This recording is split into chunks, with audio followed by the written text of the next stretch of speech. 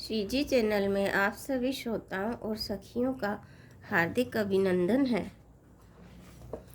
यह इतिहास पुनित अति उमय कई वृष केतु भरद्वाज सुनु अपर पुनि राम जन्म कर हेतु सियापति रामचंद्र की जय। पवन पुत्र हनुमान की जय।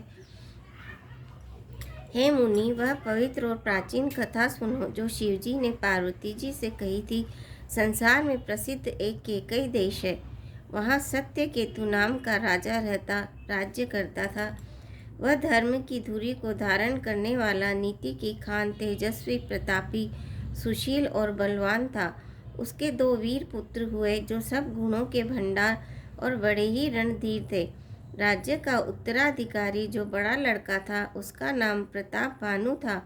दूसरे पुत्र का नाम अरिमर्दन था जिसकी भुजाओं में अपार बल था और जो युद्ध में अटल रहता था।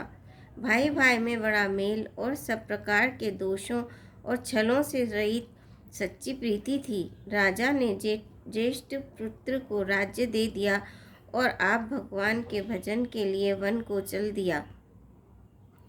जब प्रताप भानु राजा हुआ, देश में उसकी दुहाई फिर गई। वह वेद में बताई हुई विधि के अनुसार उत्तम रीति से प्रजा का पालन करने लगा। उसके राज्य में पाप का कहीं लेश भी नहीं रह गया था। राजा का हित करने वाला और शुक्राचार्य के समान बुद्धिमान धर्मरुचि नाम का उसका मंत्री था। इस प्रकार बुद्धिमान मंत्री और बलवान तथा वीर भाई के साथ ही स्वयं राजा भी बड़ा प्रतापी और रणधीर था। साथ में अपार चतुरंगी सेना थी जिसमें असंख्य योद्धा थे जो सबके सब रण में जूझ कर मरने वाले थे। अपनी सेना को देखकर राजा बहुत प्रसन्न हुआ और घमाघम नगाड़े बजने लगे। दिग्विजय के लिए सेना सजकर वह राजा शुभ दिन मुहूर्त साध कर और डंका बजाकर चला। जहाँ तहाँ बहुत सी लड़ाइयाँ हुई। उसने सब राजाओं को बलपूर्वक जीत लिया। अपनी भुजाओं के बल से उसने 7 द्वीपों भूमिखंडों को वश में कर लिया और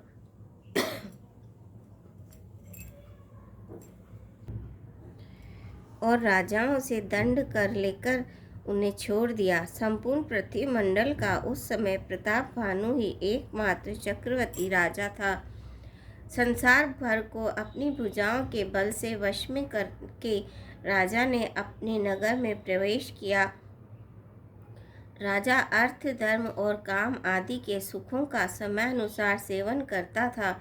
राजा प्रताप भानु का बल पाकर भूमि सुंदर, कामधेनु, मनचाही वस्तु देने वाली हो गई। उनके राज्य में प्रजा सब प्रकार के दुखों से रहित और सुखी थी और सभी स्त्री पुरुष सुंदर और धर्मात्मा थे। धर्म रुचि मंत्री का श्री हरि के चरणों में प्रेम था।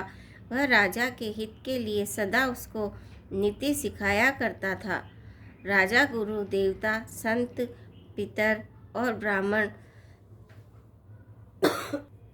इन सब की सदा सेवा करता था।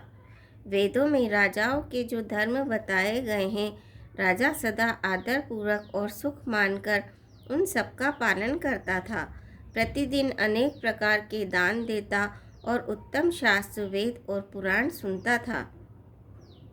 उसने बहुत सी बावलियाँ, कुएं, तालाब, फुलवाड़ियाँ, सुंदर बगीचे, ब्राह्मणों के लिए घर और देवताओं के लिए सुंदर विचित्र मंदिर सब तीर्थों में बनवाए। वेद और पुराणों में जितने प्रकार के यज्ञ कहे गए हैं, राजा ने एक एक करके उन सब यज्ञों को प्रेम सहित 1000 बार किया। राजा के हृदय में किसी फल की टोह यानी कामना नहीं थी। राजा बड़ा ही बुद्धिमान और ज्ञानी था। वह ज्ञानी राजा कर्म, मन और वाणी से जो कुछ भी धर्म करता था, सब भगवान वासुदेव के अर्पित करके करता था।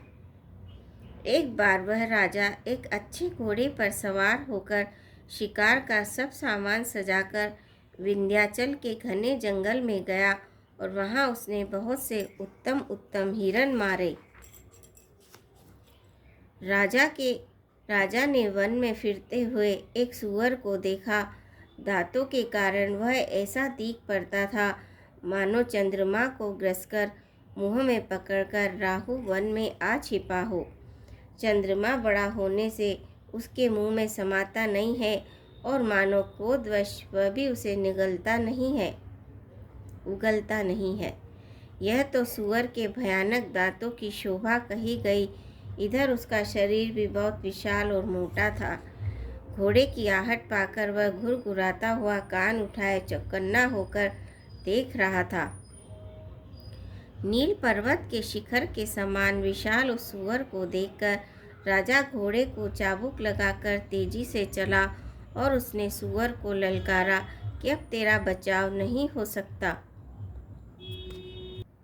अधिक शब्द करते हुए घोड़े को अपनी तरफ आता देखकर सूअर पवन वेग से भाग चला।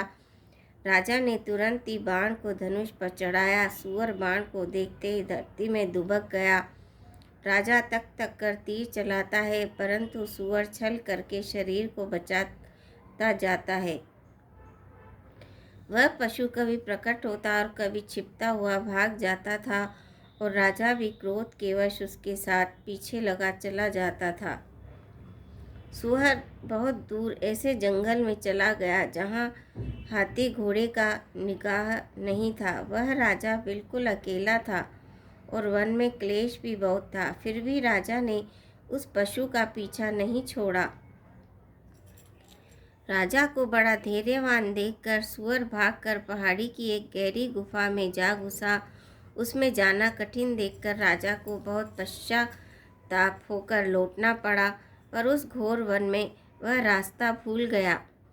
खेद खिन्न शुद्धित त्रसित राजा बाज समेत, खोजत व्याकुल सरित सर, जल बिनु भयउ अचेत। सियापति रामचंद्र की जय, पवन पुत्र हनुमान की जय। मंगल भवनीय मंगलहारी, दबउ सुदशरथ अजर बिहारी। दीन दयाल विरद संभारी, हरऊ नाथ मम संकट भारी। राम सिया राम जय जय राम। श्रोताओं, आज के लिए इतना ही। आपसे आशा है आप मेरे चैनल को सब्सक्राइब करेंगे, वीडियो को लाइक करेंगे, शेयर करेंगे। धन्यवाद।